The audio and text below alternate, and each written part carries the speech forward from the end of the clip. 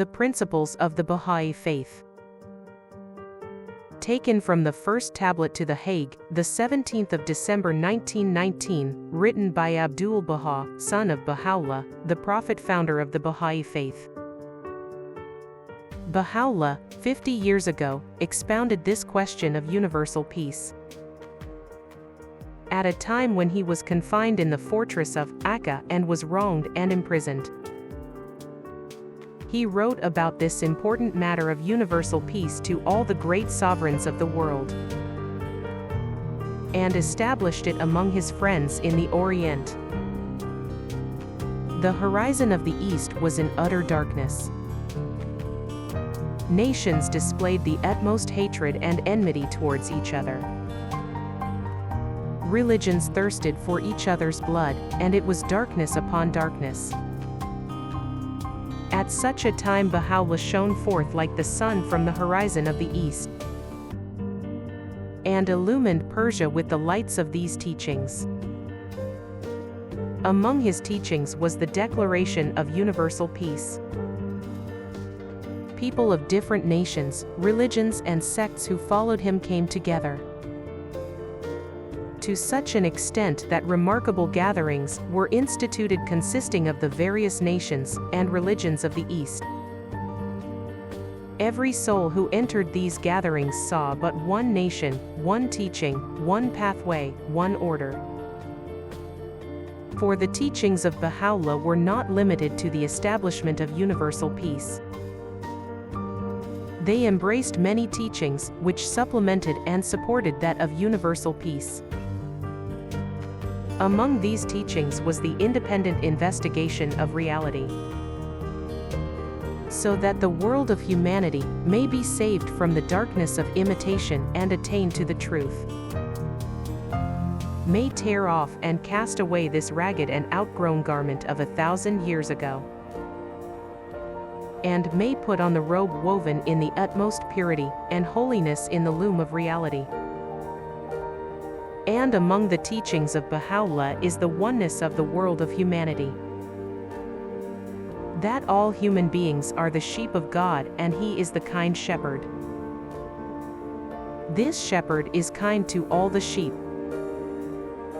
because He created them all, trained them, provided for them and protected them.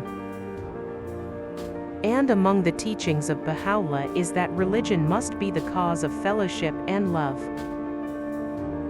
If it becomes the cause of estrangement, then it is not needed, for religion is like a remedy. If it aggravates the disease, then it becomes unnecessary. And among the teachings of Baha'u'llah is that religion must be in conformity with science and reason, so that it may influence the hearts of men. The foundation must be solid, and must not consist of imitations. And among the teachings of Baha'u'llah is that religious, racial, political, economic and patriotic prejudices destroy the edifice of humanity. As long as these prejudices prevail, the world of humanity will not have rest. For a period of 6,000 years history informs us about the world of humanity. During these 6,000 years the world of humanity has not been free from war, strife, murder and bloodthirstiness. In every period, war has been waged in one country or another. And that war was due to either religious prejudice, racial prejudice, political prejudice or patriotic prejudice. It has therefore been ascertained and proved that all prejudices are destructive of the human edifice. As long as these prejudices persist, the struggle for existence must remain dominant, and bloodthirstiness and rapacity continue. Therefore, even as was the case in the past, the world of humanity cannot be saved from the darkness of nature and cannot attain illumination, except through the abandonment of prejudices and the acquisition of the morals of the kingdom. If this prejudice and enmity are on account of religion, Consider that religion should be the cause of fellowship, otherwise it is fruitless. And if this prejudice be the prejudice of nationality, consider that all mankind are of one nation. All have sprung from the tree of Adam, and Adam is the root of the tree. As to the patriotic prejudice, this is also due to absolute ignorance. For the surface of the earth is one native land. Everyone can live in any spot on the terrestrial globe. Therefore, all the world is man's birthplace. Regarding the economic prejudice, it is apparent that whenever the ties between nations become strengthened and the exchange of commodities accelerated, and any economic principle is established in one country, it will ultimately affect the other countries, and universal benefits will result. Then why this prejudice? As to the political prejudice, the policy of God must be followed. And it is indisputable that the policy of God is greater than human policy. We must follow the divine policy, and that applies alike to all individuals. He treats all individuals alike, no distinction is made. And that is the foundation of the divine religions. And among the teachings of Baha'u'llah is the origination of one language that may be spread universally among the people. This teaching was revealed from the pen of Baha'u'llah in order that this universal language may eliminate misunderstandings from among mankind. And among the teachings of Baha'u'llah is the equality of women and men. The world of humanity has two wings, one is women and the other men. Not until both wings are equally developed can the bird fly.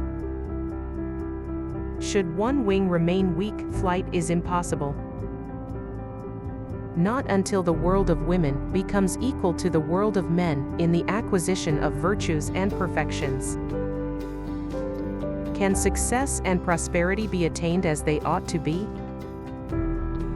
And among the teachings of Baha'u'llah is voluntary sharing of one's property with others among mankind. This voluntary sharing is greater than equality, and consists in this, that man should not prefer himself to others, but rather should sacrifice his life and property for others. But this should not be introduced by coercion so that it becomes a law, and man is compelled to follow it. And among the teachings of Baha'u'llah is man's freedom, that through the ideal power he should be free and emancipated from the captivity of the world of nature. For as long as man is captive to nature, he is a ferocious animal. As the struggle for existence is one of the exigencies of the world of nature. This matter of the struggle for existence is the fountainhead of all calamities and is the supreme affliction. And among the teachings of Baha'u'llah is that religion is a mighty bulwark. If the edifice of religion shakes and totters, commotion and chaos will ensue, and the order of things will be utterly upset. For in the world of mankind there are two safeguards that protect man from wrongdoing.